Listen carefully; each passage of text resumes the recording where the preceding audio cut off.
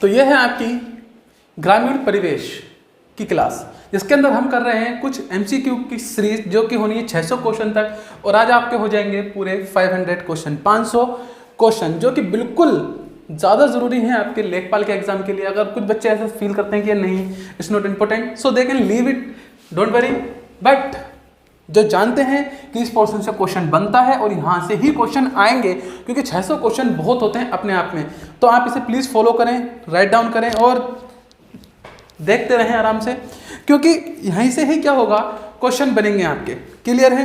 तो मैं विशाल शर्मा स्वागत करता हूँ आप सभी का कॉम्पिटिशन एंड यू में, प्रतियोगिता। और आप चाहे प्रतियोगिता कोई सी भी हो, फिलहाल प्रतियोगिता की बात हो रही है तो बात होगी लेखपाल की, और यह है आपका सीरीज में 101 क्वेश्चन है, पर लिटरली ये 401 नंबर का क्वेश्चन है। कौन से नंबर का? 401 का, सॉरी 401 नंबर का। तो आज हमारे 500 क्वेश्चन पूरे हो जाएंगे और कल की वीडियो में पूरे 600 क्वेश्चन कंप्लीट हो जाएंगे। इन्हें उतार लें, फेयर कर लें, कॉपी कर लें, so that you can use at your exam time it. चलिए शुरू करते हैं। तो पहला क्वेश्चन है आज का, उत्तर प्रदेश में क्षेत्र समिति की संरचना निम्नलिखित में से किस तत्वों के मिलने से पूर्ण होती है? ग्राम सभाओं के प्रधान, नगर क्षेत्र समितियां व अधिसूचित क्षेत्र समितियों के अध्यक्ष, 2 से 5 सहकारी समितियों के सदस्य, जिला परिषद के स्थानीय सदस्यों के द्वारा। तो ये सभी के द्वारा होती है। क्या है? उपयुक्त सभी, मतलब चारों के चारों इसके अंदर चाहिए, मतलब कि ग्राम सभाओं के प्रधान भी होने चाहिए। किसकी बात हो रही है? उत्तर प्रदेश में जो क्षेत्र समिति की संरचना होती है उसकी बात हो रही है। तो वो किसके मिलने से होगी? ग्राम सभाओं के प्रधान, नगर क्षेत्र समितियों व अधिसूचित क्षेत्र समितियों के अध्यक्ष, मतलब ये सभी के अध्यक्ष ये होंगे। 2 से 5 सहकारी समितियों के सदस्य और जिला परिषद के स्थानीय सदस्य। जब ये सब मिलेंगे तब परिषद का निर्माण होगा आपकी क्षेत्र समिति का। Option number D right answer है। चलते हैं क्वेश्चन नंबर नेक्स्ट पर। 102 लिखा है, उत्तर प्रदेश में पंचायतों के बजट का परिनिरीक्षण करने तथा उन्हें सुझाव देने का अधिकार है। ग्राम पंचायतों को, क्षेत्र पंचायतों को, जिला पंचायतों को, या इनमें से कोई नहीं। तो इसका आंसर होगा ऑप्शन नंबर बी, क्षेत्र पंचायतों को। क्वेश्चन समझ रहे हैं ना? जो उत्तर प्रदेश में पंचायतों का बजट का परीक्षण करने का या उन्हें सुझाव देने का अधिकार किसका? क्षेत्र पंचायत का। क्षेत्र पंचायत उन्हें बजट के मामले में सुझाव देगी। चलते हैं क्वेश्चन नंबर 3 पर। लिखा है, उत्तर प्रदेश क्षेत्र समिति का मुख्य प्रशासनिक अधिकारी होता है खंड विकास अधिकारी, सहायक विकास अधिकारी, तकनीकी अधिकारी, या इनमें से कोई नहीं। तो ये होता है खंड विकास अधिकारी। कंफर्म है? Option number A. चलते हैं 104 की तरफ। क्वेश्चन नंबर 4 लिखा है, उत्तर प्रदेश में खंड विकास अधिकारी के संबंध में निम्नलिखित में कौन सा कथन सत्य है? वह अपने कार्यालय का प्रमुख है, खंड स्तर पर कार्य करने वाले प्रसार अधिकारियों का अगुवा है, पंचायत समिति का सचिव है, या उपयुक्त सभी सत्य हैं। ये सभी सत्य हैं। देखिए, क्वेश्चन को सिर्फ पढ़कर नहीं छोड़ना है आप लोगों का। जो मुख्य काम है क्वेश्चन की गरिमा को समझना है। क्वेश्चन पढ़ा कि उत्तर प्रदेश खंड विकास अधिकारी, तो आप देख रहे हैं थोड़ी देर से हम खंड विकास अधिकारी की ही बात चल रहे हैं, तो इसके लिए ये सभी सत्य हैं। ठीक है, इन सबको अच्छे से पढ़ेंगे और लिख लेंगे। चलते हैं क्वेश्चन नंबर 5 की तरफ, जिसके अंदर लिखा है, खंड विकास अधिकारी क्षेत्र समिति के सचिव के रूप में निम्नलिखित में से कौन कार्य करता है या कौन सा कार्य करता है? समिति की बैठक के बाद विवाद में सम्मिलित होता है, बिल्कुल सही है, किंतु उसे मत देने का अधिकार नहीं होता, ये भी सही है। वह समिति के कोष से धन निकालता तथा व्यय करता है, बिल्कुल सही है। वह पंचायत समिति की ओर से अपने खंड की पंचायतों की वित्तीय स्थिति का निरीक्षण करता है, बिल्कुल सही है। सभी सत्य हैं, तो सभी सत्य हैं, बिल्कुल सही है। 105 का आंसर डी हो जाएगा। चलते हैं क्वेश्चन नंबर 106 की तरफ। लिखा है, उत्तर प्रदेश में निम्नलिखित में से कौन सी समिति सर्वाधिक शक्तिशाली है? ग्राम सभा, जिला पंचायत, पंचायत समिति, या इनमें से कोई नहीं। तो यह है आपकी पंचायत समिति। पंचायत समिति को सबसे ज्यादा पावर है, सबसे ज्यादा शक्तिशाली यही होती है। 107 की तरफ चलते हैं और लिखा है, उत्तर प्रदेश में जिला पंचायत के कार्य हैं। देखिए, जो जिला पंचायत, जो पंचायत सबसे ज्यादा महत्वपूर्ण है या पावरफुल है, उसके कार्य क्या है? पंचायत समितियों के बजट का परीक्षण व अनुमोदन करना, बिल्कुल सही है। पंचायत समितियों द्वारा तैयार की गई योजनाओं को समन्वित करना, बिल्कुल सही। पंचायत समितियों को कुशलतापूर्वक कार्य करने के संबंध में निर्देश जारी करना, दैट्स गुड। एंड फाइनली है उपयुक्त सभी कार्य। तो ये सभी कार्य किसके हैं? जिला पंचायत के। जिला पंचायत के कार्य सभी, इनकी लिस्ट बना लेंगे अच्छे से आप लोग। चलते हैं 108 की तरफ और देखते हैं क्या लिखा हुआ है प्यारे बच्चों। उत्तर प्रदेश में जिला पंचायत में जिला अधिकारी निम्न में से किस तरह अपनी भूमिका अदा करता है? वह स्थायी समितियों की बैठकों में भाग ले सकता है। स्थायी समितियों में मत देने का अधिकार उसे नहीं है। उपयुक्त दोनों या इनमें से कोई नहीं। तो यह है उपयुक्त दोनों, ऑप्शन नंबर सी।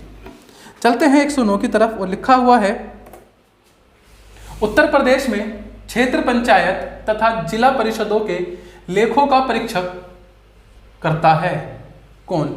स्थानीय निधि लेखा परीक्षक, जिला संपरीक्षा अधिकारी, महालेखा कार्यालय इलाहाबाद या फिर इनमें से कोई नहीं। तो ये करता है प्यारे बच्चों स्थानीय निधि लेखा परीक्षक। उत्तर प्रदेश में क्षेत्र पंचायत तथा जिला पंचायत के लेखों का मतलब कि क्षेत्र पंचायत और जिला पंचायत के जो अकाउंट्स हैं उनका परीक्षण, उनका निरीक्षण, उनका कौन करता है, उन्हें कौन देखता है? तो उन्हें देखता है स्थानीय निधि लेखा परीक्षक। क्वेश्चन नंबर 110 क्या कह रहा है आपसे? उत्तर प्रदेश में खंड विकास अधिकारी होता है सामान्यज्ञ, उपयुक्त दोनों, विशेषज्ञ या उनमें से कोई नहीं। तो ये होता है सामान्यज्ञ, ठीक है, विशेषज्ञ नहीं होता। 110 का आंसर हुआ ए। चलते हैं 111 की तरफ। लिखा है उत्तर प्रदेश में पंचायत समिति का कार्यकाल होता है 2 वर्ष का, 3 वर्ष का, 5 वर्ष का या 7 वर्ष का। तो प्यारे बच्चों ये होता है आपका 5 वर्ष का कार्यकाल। 111 का आंसर हुआ ऑप्शन नंबर सी। अगर ये वीडियो आपको पसंद आती है तो प्लीज़ चैनल को लाइक भी कर दें, शेयर भी कर दें, सब्सक्राइब भी कर दें, बेल आइकन भी दबा दें और डेली देख भी लें, फेयर भी कर लें, कॉपी भी कर लें, पास भी हो जाएं और नौकरी भी पा लें। कितना आसान तरीका मैंने आप लोगों को बता दिया सरल भाषा में। समझ रहे हैं ना आप मेरी बात? समझ ही रहे होंगे, समझदार हैं आप तो। चलिए 112 थोड़ा क्लियर नहीं है, चलिए तो मैं अपने हैदर से ही पढ़ लेंगे कहीं। उत्तर प्रदेश में पंचायती राज की मुख्य कमियां हैं साधनों का अभाव, समुचित शक्तियों का अभाव या फिर कार्यलिपि सहायता का अभाव। कार्य लिपि सहायता का अभाव। तो ये है ऑप्शन नंबर डी, उपयुक्त सभी। क्लियर? ये सभी क्या है? कमियां हैं, मुख्य कमियां हैं किसकी? पंचायती की। साधनों का अभाव है हमारे पास, बिल्कुल है। समुचित शक्तियों का अभाव है, बिल्कुल सही है। कार्य लिपि सहायता का अभाव है, बिल्कुल सही है। तो ये सभी सही हो गए। 112 का डी हो गया। चलते हैं 113 पर। उत्तर प्रदेश में पंचायत समिति के विभिन्न विभागों के अधिकारी होते हैं विविधज्ञ, विशेषज्ञ, राजनीतिज्ञ या इनमें से कोई नहीं। तो ये होते हैं भैया विशेषज्ञ। जो उत्तर प्रदेश में पंचायती समिति के विभिन्न विभागों के यहाँ से पता चलता है कि सेपरेट विभाग का सेपरेट अधिकारी है, तो इसका मतलब वो क्या होगा? विशेषज्ञ होगा अपना।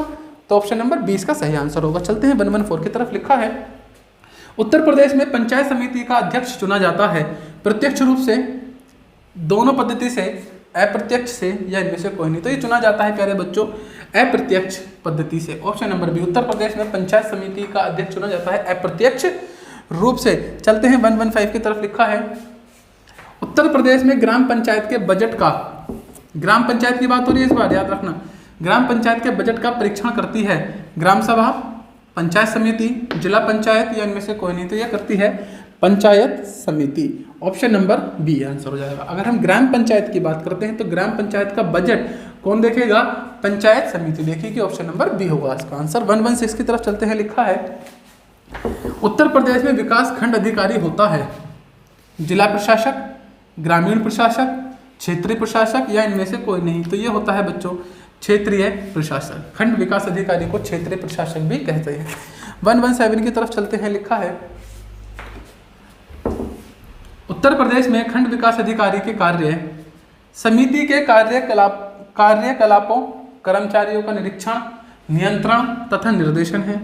पंचायत समिति की ओर से अपने खंड की पंचायतों की वित्तीय स्थिति का निरीक्षण, पंचायत समिति के कोष से धन निकालना तथा वितरण या उपयुक्त सभी कार्य हैं। तो भैया इसके तो ये सभी कार्य हैं, समझना।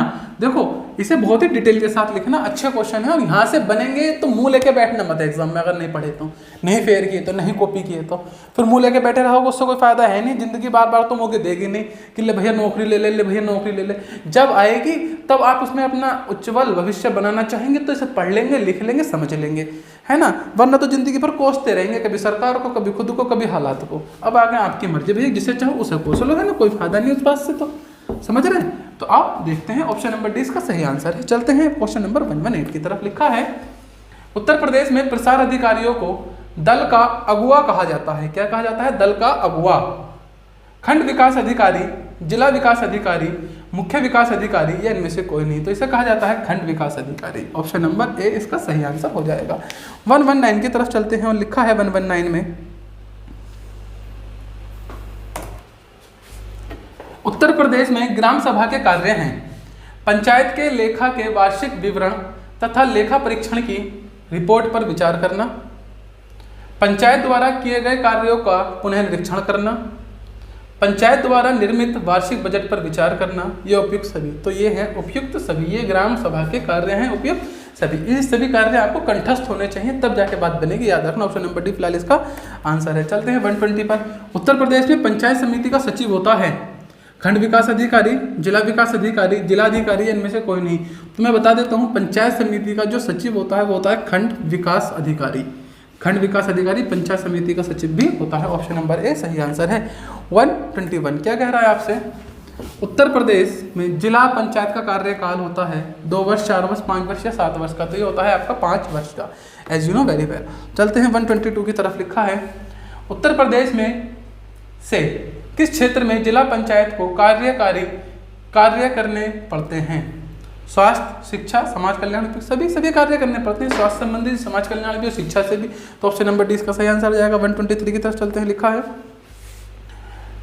उत्तर प्रदेश पंचायती राज संस्थाओं में केंद्रीय महत्व होता है। उत्तर प्रदेश पंचायती राज संस्थाओं में केंद्रीय महत्व होता है ग्राम पंचायत का, जिला पंचायत का, पंचायत समिति का या फिर इनमें से कोई नहीं। तो ये होता है पंचायत समिति का। अब आप लोग यहाँ पर काफ़ी कंफ्यूज हो गए होंगे, बड़ी देर से काम चल रहा है, पंचायत समिति, ग्राम पंचायत, जिला पंचायत, ये सब क्या होता है सर? अभी जैसे ये सीरीज खत्म हो जाएगी 600 क्वेश्चन होगी, तब उसके बाद इसकी जो क्लासेस आएंगी तब आप उसमें पाएंगे कि ये सब को आपको डिटेल से कराया जाएगा, देन आपको बड़ा अच्छा फील होगा। चलिए चलते हैं 123 के बाद 24 पर। लिखा है उत्तर प्रदेश में जिला पंचायत के आय के साधन है। जो जिला पंचायत है वो इनकम कहाँ से करती है?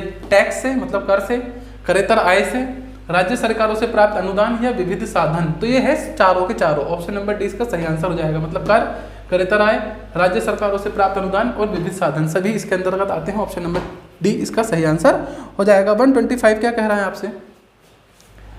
उत्तर प्रदेश में जिला परिषद के मुख्य कार्यकारी अधिकारी पर निम्न में से किसका नियंत्रण होता है? जिला परिषद अध्यक्ष का, जिला अधिकारी का, मंडल आयुक्त का या इनमें से कोई नहीं। तो ये होता है जिला परिषद अध्यक्ष का, जिसका होता है नियंत्रण। Option number A. 125 हो गए। चलते हैं 126 की तरफ। लिखा है निम्न में से कौन सी तकनीक पंचायती राज संस्थाओं के नियंत्रण के साधनों के रूप में आती है? अनुदान, लेखा परीक्षक, निर्वाचन, कार्यों का निलंबन, संसाधनों का निलंबन या निरीक्षण। कौन सा होता है? तो ये पांचों के पांचों होते हैं। फिर से देखें, मैं समझता हूँगा कि आपको काफ़ी टफ ये लग रहा होगा और समझ से परे बात जा रही होगी, है ना? क्यों? निम्नलिखित में से कौन सी तकनीक पंचायती राज संस्थानों के नियंत्रण के साधनों के रूप में आती है? तो ये सभी चीज़ें इसके नियंत्रण के साधनों के रूप में आती हैं। ऑप्शन नंबर डी इसका आंसर हो जाएगा। चलते हैं 127 की तरफ। लिखा उत्तर प्रदेश में जिले स्तर पर विकास कार्यक्रमों का क्रियान्वित करती है जिला अनुरीक्षण समिति, जिला ग्राम्य विकास अभिकरण, जिला नियोजन अभिकरण या फिर इनमें से कोई नहीं। तो ये करती है जिला ग्राम्य विकास अधिकरण। जिला ग्राम्य विकास अधिकरण क्या काम बता रहे हैं? ये विकास कार्यक्रमों का क्रियान्वित कौन करता है? अगर हम उत्तर प्रदेश जिला स्तर पर देखेंगे जो विकास कार्यक्रम होते हैं उनका कार्य कौन करता है, तो करती है जिला ग्राम्य विकास अभिकरण। क्लियर है? नाम याद रखना जरूरी है वरना कुछ नहीं मिलेगा। 128 क्या कह रहा है हमसे? 128 या फिर 28 कह सकते हैं इसे। 128 हमसे कह रहा है प्यारे बच्चों, उत्तर प्रदेश में विकास भवन प्रसिद्ध है। उत्तर प्रदेश में विकास भवन प्रसिद्ध है किस लिए? देखते हैं। समस्त विकास विभाग के एक भवन में होने के कारण, समस्त विकास कार्यक्रमों के एक ही अधिकारी के कार्यालय में होने के कारण, समस्त तकनीकी कार्यक्रम के एक स्थान पर केंद्रित जानकारी के कारण इनमें से कोई नहीं। तो प्यारे बच्चों ये है इसलिए कि समस्त विकास विभाग एक भवन में होने के कारण, जैसे कि आपके हर शहर में एक विकास भवन होता है, विकास भवन होता है, तो आपको मालूम होगा उसमें हर चीज़ से रिलेटेड काम होते हैं, मतलब विकास से संबंधित जितने कार्य हैं वो उस ऑफिस में हो जाएंगे। उस ऑफिस से मतलब उस पूरे भवन में, एक ऑफिस में नहीं या एक अधिकारी से नहीं, हर उसमें बहुत सारे ऑफिस होते हैं और हर ऑफिस का एक अपना अलग अधिकारी होता है और वो उस कार्य को क्रियान्वयन करता है। पर ये समझ लो एक बिल्डिंग के अंदर सारे काम हो जाते हैं, एक छत के नीचे सारे काम हो जाते हैं। ऑप्शन नंबर ए इसका सही आंसर है। चलते हैं 29 की तरफ। 29 हमसे कह रहा है उत्तर प्रदेश में नवीन पंचायत राज अधिनियम 1949 किस मुख्यमंत्री के शासनकाल में पास हुआ? कल्याण सिंह, मायावती, मुलायम सिंह या इनमें से कोई नहीं। तो मुलायम सिंह इसका सही आंसर होगा। मुलायम सिंह जी के राज्यकाल में नवीन पंचायती राज अधिनियम 1949 पारित हुआ था। किसके काल में? माननीय मुलायम सिंह जी के काल में। चलते हैं 130 की तरफ। लिखा है 30 नंबर पर, उत्तर प्रदेश पंचायती अधिनियम 1994 में ग्राम पंचायत संस्थाओं को कितने विषयों पर कानून बनाने का अधिकार दिया गया? 27 विषयों पर, 28 विषयों पर, 29 विषयों पर या फिर 30 विषयों पर? तो यह अधिकार दिया गया था प्यारे बच्चों पूरे के पूरे 29 विषयों पर, 29 सब्जेक्ट पर ये अधिकार मिला था। ऑप्शन नंबर सी इसका सही आंसर हो जाएगा। चलते हैं 31 की तरफ। 31 हमसे क्या कह रहा है? उत्तर प्रदेश में नकारात्मक औद्योगिक विकास दर रहा है 8वीं योजना में, 9वीं योजना में, 10वीं योजना में या फिर इनमें से कोई भी नहीं। तो ये थी हमारी 9वीं योजना। 9वीं योजना से मतलब है कि निगेटिव जो औद्योगिक विकास था वो माइनस में चला गया था, कम हो गया था उल्टा। तो 20 का सही आंसर हो जाएगा। इन सबको नोट करते हुए चले, फेयर करते हुए चले, कॉपी करते हुए चले। 132 की तरफ चलते हैं। लिखा है उत्तर प्रदेश पंचायती राज अधिनियम 1994 में पंचायती राज के विभिन्न स्तरों पर कितना महिलाओं को आरक्षण दिया गया? 1/3, 1/4, 1/5 या 1/6। तो ये आरक्षण दिया गया 1/3। लेकिन ये आरक्षण किसकी बात हो रही है? पंचायती राज अधिनियम 1949 में पंचायती राज के विभिन्न स्तरों पर, जो उसके विभिन्न स्तर हैं वहां पर कितनी महिलाओं को होना आवश्यक है? 1/3, 33.33% महिलाओं को होना आवश्यक है। चलते हैं 133 की तरफ। क्या कहता है आपसे अगला क्वेश्चन, देखते हैं। लिखा है उत्तर प्रदेश पंचायती राज संस्थाओं में महिलाओं की भागीदारी किस प्रकार सुनिश्चित हो सकती है? उनमें जागरूकता पैदा करके, उनको शिक्षित करके, उनको उचित प्रशिक्षण देकर, इनमें से कोई या सभी, तो ये सभी हो जाएगा। ये क्वेश्चन रिपीट हुआ है, पिछली वीडियो में भी ये क्वेश्चन था, अगर आपको याद है तो। चलते हैं 34 की तरफ। लिखा है उत्तर प्रदेश में पंचायतों की समस्या है नियोजन तथा क्रियान्वयन के अनुभव का अभाव। बिल्कुल सही, अनुभव है ही नहीं। महिलाओं का योगदान उनकी शिक्षा स्तर के समान नहीं। बिल्कुल सही। वित्तीय समस्याएं तो हमेशा रहती है।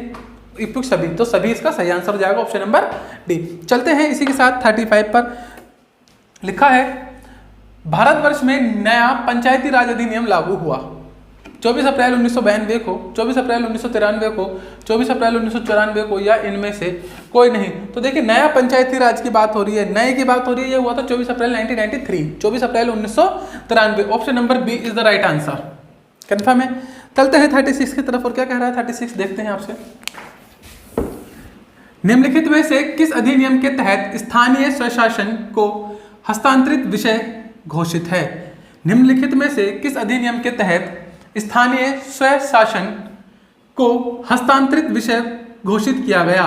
तो ये किया गया था बच्चों, मैं डायरेक्ट आंसर बता देता हूं इस बार, 1919 के अधिनियम के अंतर्गत। किसके अंतर्गत? 1919 के अधिनियम के अंतर्गत।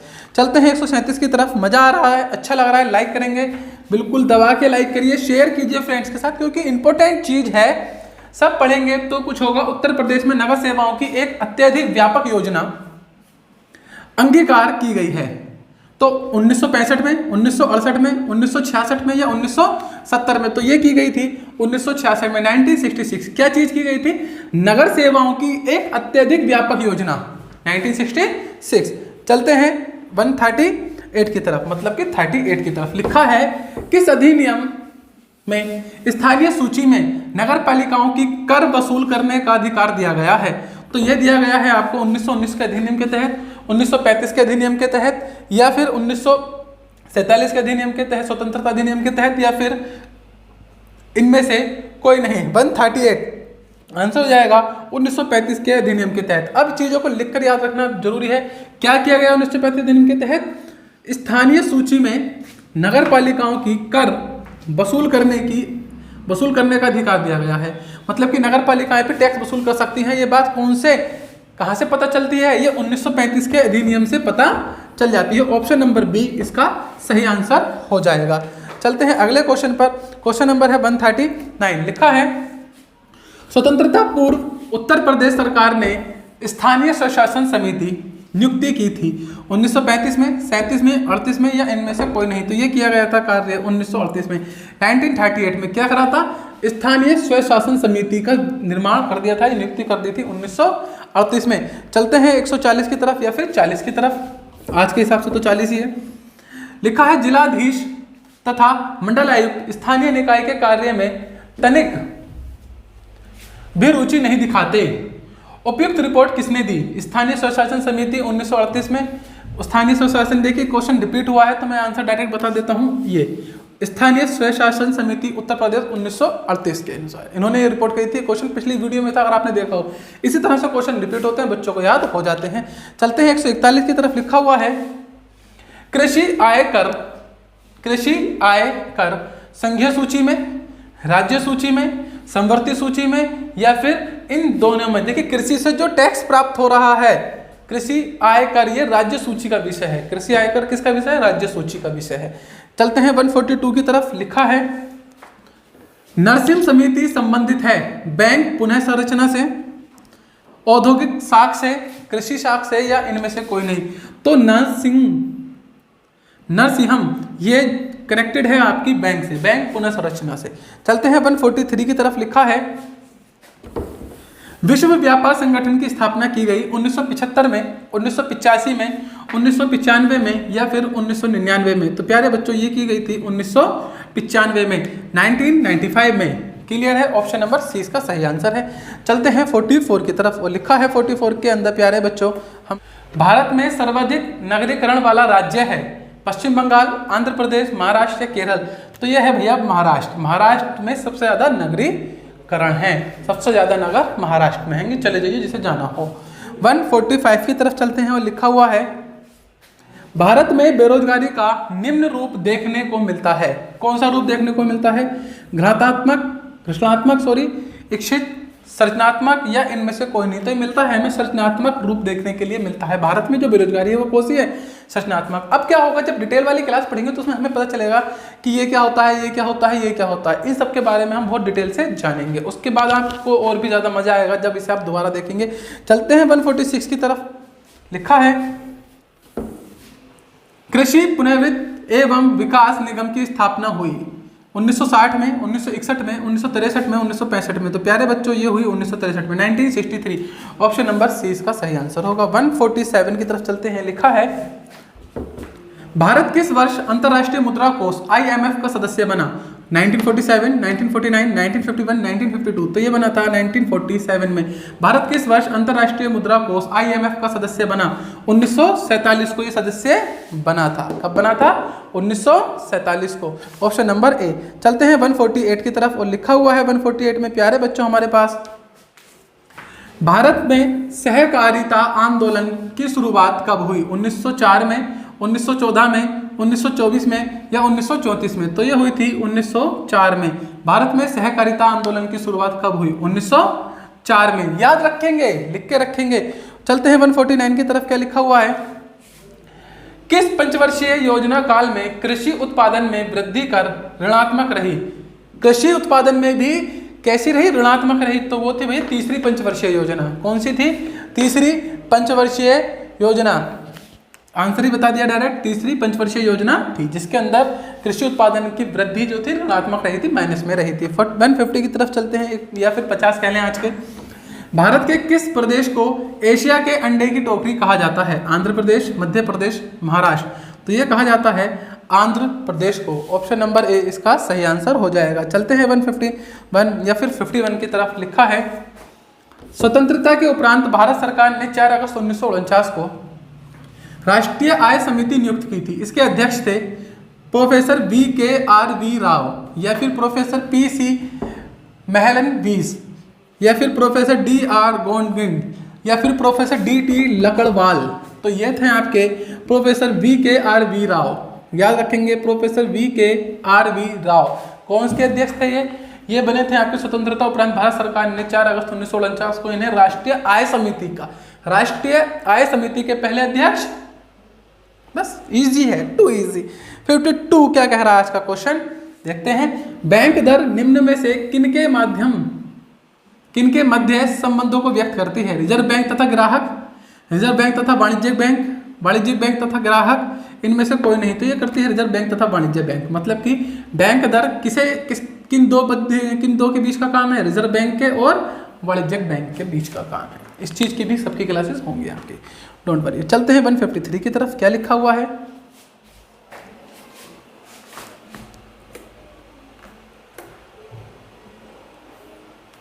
चलिए सही है। भारत में योजना आयोग के प्रथम उपाध्यक्ष थे CD Deshmukh, KC न्योक, GL Nanda या VT कृष्णमाचारी। तो ये थे GL नंदा, भारत में योजना आयोग के प्रथम उपाध्यक्ष। अध्यक्ष नहीं कहेंगे क्योंकि वो तो प्रधानमंत्री होता था, तो उपाध्यक्ष पूछा गया GL नंदा, आराम से याद हो जाएगा। 153 का सी। 154, भारत में भूमि सुधार कार्यक्रम लागू किए जाने का प्रमुख उद्देश्य क्या था? बेकार भूमि को व ग्रामीण उद्योग के लिए तैयार करना, कृषि से मध्यस्थों एवं शोषण की समाप्ति करना, सिंचाई सुविधाओं एवं यांत्रिकरण द्वारा भूमि की उपजाऊ शक्ति बढ़ाना, विस्तृत खेती तथा गहन खेती कार्यक्रमों को लागू करना। तो इसका आंसर है भैया बी, कृषि से मध्यस्थों एवं शोषण की समाप्ति करना। और ये क्वेश्चन भी आपका रिपीटेड है, तो याद होना चाहिए था। चलते हैं 155 की तरफ। लिखा है भारत में उर्वरकों पर केंद्र सरकार अनुदान दिया जाना कब से प्रारंभ किया? 1977 से, 1985 से, 1980 से, 1987 से। तो ये किया था 1977 से। उर्वरकों पर जो अनुदान दिया जाता है वो कब से शुरू किया था? 1977 से, 1977 से। चलते हैं 156 की तरफ। लिखा है किसी अल्प विकसित देश के लिए निम्न में से कौन सी विशेषता लागू होती है? मानव संसाधन की निम्न मात्रा, प्राकृतिक संसाधन की निम्न मात्रा, भौतिक संसाधन की उच्च मात्रा या प्रति व्यक्ति आय का निम्न स्तर। तो भैया इसका आंसर होगा आपका प्रति व्यक्ति आय का निम्न स्तर। मैंने आपको पहले बताया ये अधिकतर चीजें प्रति व्यक्ति आय से भी संबंधित होती हैं। 156 का आंसर हो जाएगा ऑप्शन नंबर डी। चलते हैं 57 की तरफ, क्या लिखा हुआ है? जिस प्रदेश में राष्ट्रपति शासन लागू रहता है उसका वार्षिक बजट लोकसभा में कौन प्रस्तुत करता है? राष्ट्रपति, प्रदेश का मुख्य सचिव, प्रदेश का राज्यपाल या फिर केंद्रीय वित्त मंत्री। तो जिस राज्य में राष्ट्रपति शासन लागू हुआ है तो वहाँ का जो बजट है वो पेश करेंगे केंद्रीय वित्त मंत्री। चलते हैं 158 या फिर 58 की तरफ। लिखा है भारत सरकार के केंद्रीय बजट में निम्न में से कौन सा घाटा सबसे अधिक है? राजकोषीय घाटा, मुद्रीकृत प्राथमिक घाटा, राजस्व घाटा। तो ये है राजकोषीय घाटा। ऑप्शन नंबर ए इसका सही आंसर होगा। 159 या फिर 59 की तरफ चलते हैं। लिखा है राज्य सरकारों को कृषि आय कर कौन समनुदेशित करता है? वित्त आयोग, अंतर्राष्ट्रीय परिषद, राष्ट्रीय विकास परिषद या फिर भारत का संविधान। तो आंसर होगा भारत का संविधान। 159 का आंसर ऑप्शन नंबर डी हो जाएगा। चलते हैं 60 की तरफ। लिखा है जनसंख्या की सघनता से क्या तात्पर्य है? भूमि जनसंख्या संबंध, आय जनसंख्या संबंध, रोजगार जनसंख्या संबंध या फिर आवास जनसंख्या संबंध। क्वेश्चन फिर से रिपीटेड है और आंसर होगा भूमि जनसंख्या संबंध। अगर आंसर नहीं पता तो बड़ी समस्या की बात है कि आप वीडियो देख रहे हैं और उसके बाद आंसर नहीं पता तो समस्या है। 161 या फिर 61 गायब है। 62 की तरफ चलते हैं सीधे। मिली जुली खेती से क्या तात्पर्य है? नकदी और खाद दोनों की फसलें बोना? बिल्कुल नहीं। एक ही खेत में 2 या 2 से अधिक फसलों को बोना? बिल्कुल नहीं। ऐसा तो पॉसिबल नहीं। ऐसा थोड़ी ना कि तुम एक लाइन में को गन्ना बो दोगे, एक लाइन में को गेहूं और एक में को चावल, ऐसा थोड़ी हो जाएगा कोई। ये फिर आधा आधा भी नहीं होगा। एक वर्ष छोड़कर 2 या 2 से अधिक वर्ष बोना, एक वर्ष छोड़कर 2 या अधिक पौधों को बोना? बिल्कुल नहीं। पशुपालन एवं कृषि करना, यह है मिलीजुली खेती, पशुपालन एवं कृषि करना। 162 का डी आंसर हो जाएगा। चलते हैं 163 की तरफ। क्या लिखा है? पहाड़ों पर उगाई जाने वाली मुख्य फसल कौन सी है? ठीक है, शकरकंदी, मीठा ज्वार, मीठी मकई या मटर। तो यह है शकरकंदी। ये पहाड़ों पर उगाई जाने वाली मुख्य फसलों में से एक है। खाते हो ना स्वीट पोटैटो? चलिए अंग्रेजी में तो स्वीट पोटैटो ही कहते हैं। 164 या फिर 64 लिखा है, उपविभाजन और विखंडन की बुराइयों के लिए प्रभावी उपाय निम्न में से कौन है? भूमि सुधार, भूमि सीमा, काश्तकारी अधिकारी या चकबंदी? अब दिमाग घुमा। चकबंदी, समझे? पढ़ लो, इसीलिए कह रहे हैं। 165 या फिर 65 कह लेंगे। लिखा है, भारत में हरित क्रांति अब तक किसके मामले में सबसे अधिक सफल रही है? गन्ना, गेहूं, मोटा अनाज या चावल? तो भैया ये रही है गेहूं के मामले में, ऑप्शन नंबर सी में रही है। 166 क्या कह रहा है आपसे? अंत्योदय कार्यक्रम किसके साथ जुड़ा हुआ है? बंधुआ मजदूरों की मुक्ति से? बिल्कुल भी नहीं। भारत में सांस्कृतिक क्रांति से? बिल्कुल भी नहीं। कपड़ा मजदूरों की मांगों से? बिल्कुल नहीं। गरीबों के उत्थान से संबंधित है? हाँ जी, गरीबों के उत्थान से संबंधित है। बचपन से कार्य चले आ रहे हैं गरीबों के लिए, पर मजाल है किसी ने गरीबी दूर कर दी हो? होगी भी नहीं, क्योंकि गरीबी के लिए सरकार जिम्मेदार नहीं होती, गरीबी के लिए हम खुद जिम्मेदार हैं। क्योंकि अगर आपकी एज 25 प्लस है और आप अभी भी अपने पिता के सहारे रह रहे हैं तो शेम ऑन यू, सीधी सी बात है। यही तो बेरोजगारी है ना? अगर after 25 you are still on depend your father on your husband, तो सरकार की गलती है इसमें, है? मुझे तो नहीं लगता। चलिए 67, किसान क्रेडिट कार्ड योजना किस वर्ष में शुरू की गई? 1991 में, 1996 में, 1998 में, 2000 में? तो ये की गई 1998 में। किसान क्रेडिट कार्ड योजना 1998 में। रिपीटेड क्वेश्चन है, पहली वीडियो में था ये। चलिए 68 पे चलते हैं, जिसमें किसान परस्पर लाभ के उद्देश्य से स्वेच्छापूर्ण अपनी भूमि, श्रम एवं पूंजी को एकत्र करके सामूहिक रूप से खेती करते हैं, क्या कहलाती है? तर कृषि, गहन कृषि, सहकारी कृषि या फिर कार्बनिक कृषि? उसे कहते हैं सहकारी कृषि, ऑप्शन नंबर बी। 69 क्या कह रहा है आपसे? भारत में सामान्यतः कृषि की कौन सी पद्धति अपनाई जाती है? विशिष्ट कृषि, मिश्रित कृषि, शुष्क कृषि या फिर रैचिंग? रैचिंग इंग्लिश का शब्द लग रहा है, एकदम टॉप क्लास है ना। रैचिंग कृषि। चलिए फिलहाल आंसर है मिश्रित कृषि, ऑप्शन नंबर सी। भारत में जो यूज है वो मिश्रित कृषि है। 70 क्या कह रहा है आपसे? भारत गांवों का देश है, इस पर विचार करते हुए किसने कहा यदि गांव नष्ट होते हैं तो भारत नष्ट हो जाएगा? नेहरू जी, है ना, सरदार पटेल जी, डॉक्टर राजेंद्र प्रसाद जी और आपके प्रिय महात्मा गांधी जी? तो ये कहा था महात्मा गांधी जी ने, ऑप्शन नंबर डी इसका सही आंसर होगा। 71, किस पंचवर्षीय योजना के अंतर्गत भारत में पंचायती राज प्रारंभ किए जाने का सुझाव दिया गया? सिर्फ सुझाव। प्रथम पंचवर्षीय योजना, द्वितीय पंचवर्षीय योजना, तृतीय पंचवर्षीय योजना या फिर चतुर्थ पंचवर्षीय योजना? और इसका आंसर है ऑप्शन नंबर बी, द्वितीय पंचवर्षीय योजना। 72, सर्वप्रथम पंचायती राज योजना का उद्घाटन कब और कहां किया गया? नागौर 2 सितंबर 1956, रिपीटेड क्वेश्चन है। नागौर 2 अक्टूबर 1959, सूरत 2 अक्टूबर 1959, नागौर 2 अक्टूबर 1957। तो ये था ऑप्शन नंबर बी, नागौर 2 अक्टूबर 1959, 1959। रिपीटेड क्वेश्चन है, याद होना चाहिए था। 73, त्रिस्तरीय ढांचे की स्थापना के अंतर्गत निम्न में से कौन सही नहीं है? ग्राम पंचायत, पंचायत समिति, ग्राम विकास समिति या जिला पंचायत? तो ग्राम विकास समिति इसके अंतर्गत नहीं आती है, बाकी तीनों इसके अंतर्गत आती है। ऑप्शन नंबर सी इसका सही आंसर होगा। चलते हैं 74 की तरफ। प्राचीन काल में कब से पंचायतों का अस्तित्व था? सैंधव काल से, बौद्ध काल से, वैदिक काल से या मौर्य काल से? ये था भैया आपका वैदिक काल से, वैदिक काल से 174। चलते हैं, इसका भी हो गया 75 की तरफ। लिखा है, उत्तर प्रदेश में कब पंचायती राज अधिनियम बनाया गया? 1947 में, 48 में, 49 में, 50 में? तो भैया ये बनाया गया था यूपी में 1947 में, पंचायती राज अधिनियम, याद कर लेंगे।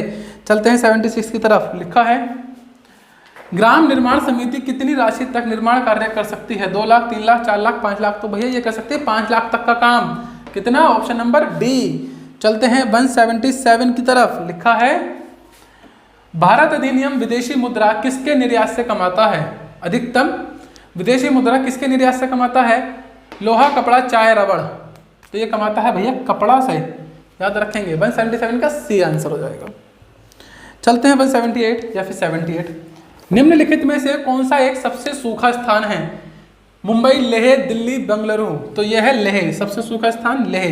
1978 का आंसर हुआ डी। चलते हैं 79 की तरफ। लिखा है भारत में प्रति व्यक्ति वन का क्षेत्र औसत हेक्टेयर में कितना है? 0.23, 0.20, 0.64 या 0.29। तो यह है 0.64। ऑप्शन नंबर 20 का सही आंसर हो जाएगा। 180 की तरफ चलते हैं, देखते हैं क्या कह रहा है आपका 180। ग्रामीण क्षेत्र में RKVI योजना की शुरुआत हुई 1995 में, 1998 में, 1999 में, 2002 में। ये हुई थी शायद 1999 से 2002 में। ऑप्शन नंबर सी इसका आंसर हो जाएगा 180 का। चलते हैं अगले की तरफ 181 की तरफ। लिखा है श्वेत क्रांति के जनक थे चंदा कोचर, स्वामीनाथन, वर्गीज कुरियन या फिर इनमें से कोई नहीं। ये थे वर्गीज कुरियन। बहुत अच्छा क्वेश्चन है, याद रखना। ऑप्शन नंबर बी, श्वेत क्रांति के जनक कौन थे? वर्गीज कुरियन। 182 क्या कह रहा है आपसे? भूमि की पैमाइश मतलब नाप का कार्य कौन सा विभाग करता है? शिक्षा विभाग। अरे शिक्षा विभाग क्यों करेगा भैया, है ना। चिकित्सा, ओहो, राजस्व विभाग और भू प्रबंध विभाग। हाँ, सी और डी थोड़े अच्छे हैं, पर करेगा राजस्व विभाग। Option number C. 183 करता है, क्या काम करता है देखते हैं। भूमि का उपयोग करने के एवज में किसानों से वसूल किया जाने वाला टैक्स कौन सा था? आयकर, विक्रय कर, लगान या उपकर। ये था लगान। भुवन, अब तुमको 2 गुना लगान देना होगा। देखे ना मूवी। चलिए 84। जमाबंदी तैयार की जाती है 8 प्रतियों में, 4 प्रतियों में, 2 प्रतियों में या 6 प्रतियों में। तो की जाती है ऑप्शन नंबर सी 2 प्रतियों में। जमाबंदी तैयार की जाती है 2 प्रतियों में, मतलब कि 2 कॉपी होती है उसकी। 185 या फिर 85। लिखा है भूमि के विक्रय के समय मुद्राक शुल्क लगाया जाता है भूमि के आकार के आधार पर, भूमि की कीमत के आधार पर, भूमि की किस्म के आधार पर, उपयुक्त सभी के आधार पर। आधार होना चाहिए, है ना। ऑप्शन नंबर डी इसका सही आंसर होगा 85 का। चलते हैं 86 की तरफ। लिखा है धरातल पर मापी गई क्षैतिज दूरी, कोणों एवं ऊंचाई को मानचित्र पर प्रदर्शित करने की कला को क्या कहते हैं? मानचित्र कला, मानचित्रांकन, सर्वेक्षण कला या धरातल प्रदर्शन कला। तो इसे कहते हैं सर्वेक्षण कला। Option number D. 87 क्या कह रहा है आपसे? एक कृषि क्षेत्र के मापन की सर्वोत्तम विधि क्या होगी? जरीब द्वारा, प्लेन टेबल द्वारा, प्रिज्मेटिक कंपास द्वारा, थियोडोलाइट द्वारा। तो ये होती है जरीब द्वारा। जरीब होता है उसमें थोड़ी दूरी में गांठ लगी हुई होती है, 1 मीटर के बाद 2 मीटर के बाद, ऐसा कुछ होता है जिसे हम पढ़ेंगे आगे चलकर। ऑप्शन नंबर ए इसका फिलहाल आंसर है। चलते हैं 88। गायब हो जाते हैं, पता नहीं कहाँ चला जाता है। रखा तो था मैंने इसे वीडियो में। 89 कर लेते हैं, कोई बात नहीं है। अर्पणा किस्म है धान की, गेहूं की, मटर की, अरहर की। तो भैया अर्पणा जो किस्म है वो है आपकी मटर की किस्म। किसकी है? मटर की। ऑप्शन नंबर 20 का सही आंसर हो जाएगा। 190 की तरफ चलते हैं। ऑप्शन नंबर देखते हैं क्या होगा इसका। नाबार्ड एक ग्रामीण विकास के लिए ऋण देता है, वह क्या है? एक विभाग है, खंड है, बैंक है, बोर्ड है। सबको मालूम है नाबार्ड एक बैंक है। क्या है? बैंक। ऑप्शन नंबर डी इसका सही आंसर हो जाएगा। चलते हैं 91 की तरफ। 91। देश का प्रथम राज्य कृषि विश्वविद्यालय, देश का प्रथम राज्य कृषि विश्वविद्यालय कहाँ पर है? Pantnagar. Option number B, direct बता दिया है ना। Option number B. चलते हैं 92 की तरफ। लिखा है भारत की प्रमुख खाद्यान्न फसल है आलू, टमाटर, ये तो घर में बनने वाली सब्जी होंगे दोनों, ज्वार और चावल। तो यह है चावल। क्लियर है? भारत की प्रमुख खाद्यान्न फसल क्या है? चावल। 93 क्या कह रहा है आपसे? सबसे अधिक प्रोटीन पाया जाता है अरहर में, गेहूं में, सोयाबीन में, उड़द में। तो भैया जी सोयाबीन में पाया जाता है। ऑप्शन नंबर डी सही आंसर होगा। चलते हैं 94। क्या कह रहा है आपसे? देश का प्रथम कृषि विज्ञान केंद्र कहां पर है? पंतनगर, लुधियाना, कानपुर, पुदुचेरी। फटाफट आंसर दे दीजिए। फिलहाल तो पुदुचेरी है। सही है ना। चलिए 95 क्या कह रहा है आपसे? खरीफ ऋतु की फसलें हैं चना, मटर, मसूर। बिल्कुल नहीं। आलू, सरसों, फूल गोभी। बिल्कुल नहीं। उपयुक्त में से कोई नहीं, पता नहीं। ज्वार, बाजरा या ढैंचा। ढैंचा क्या होता है पता करना। फिलहाल आंसर है बी, ज्वार, बाजरा और ढैंचा। चलते हैं 96 की तरफ और लिखा है 96 में, धान के लिए सर्वाधिक उपजाऊ भूमि कौन सी है? दोपट, काली, बलुई या जलोढ़? तो यह है दोपट। कौन सी है? दोपट, ऑप्शन नंबर ए। चलते हैं 97 की तरफ, लिखा है कल्याण सोना अनाज की किस्म है? गेहूं की, बाजरा की, चावल की, मक्का की? तो भैया यह है गेहूं की, कल्याण सोना गेहूं की फसल। 98, कौन सा यौगिक तत्व भूमि को सफेद बना देता है? मैग्नीशियम, अर्जोमिन, कैल्साइट? इनमें से कोई नहीं, तो वो है कैल्साइट। कैल्साइट क्या है? भूमि को क्या बना देता है? सफेद बना देता है। तो 98। चलते हैं 99 की तरफ, पौनी पंचायत योजना संबंधित है यूपी से, बिहार से, एमपी से, मतलब एमपी लिखना चाह रहे होंगे यहाँ पर, एमपी से, ओडिशा से? तो यह है ओडिशा से, ऑप्शन नंबर डी, पौनी पंचायत, ऑप्शन नंबर डी। चलते हैं आखिरी क्वेश्चन पर आज के, लिखा है भारत का कुल भौगोलिक क्षेत्रफल कितना है? तो भैया ऑप्शन आपके सामने है, ये आंसर आप देंगे हमें। तो आज हो जाते हैं हमारे इस वीडियो के साथ पूरे 500 क्वेश्चन, मतलब ऐसे ही 200 नंबर लिखा पर कितने क्वेश्चन हो गए आज? पूरे 500। एक वीडियो और आएगी जिसके अंदर 100 क्वेश्चन होंगे, 600 क्वेश्चन के बाद आपकी इसकी डिटेल वाइज वीडियो आएंगी जिसके अंदर आप थ्योरिकल क्लास लेंगे। क्लास आपको कैसी लगती है जरूर बताएं, लाइक शेयर सब्सक्राइब करना ना भूलें, क्लासें तो आती रहेंगी। मिलते हैं आपसे अगली वीडियो में, तब तक के लिए बाय बाय, आपका दिन शुभ हो।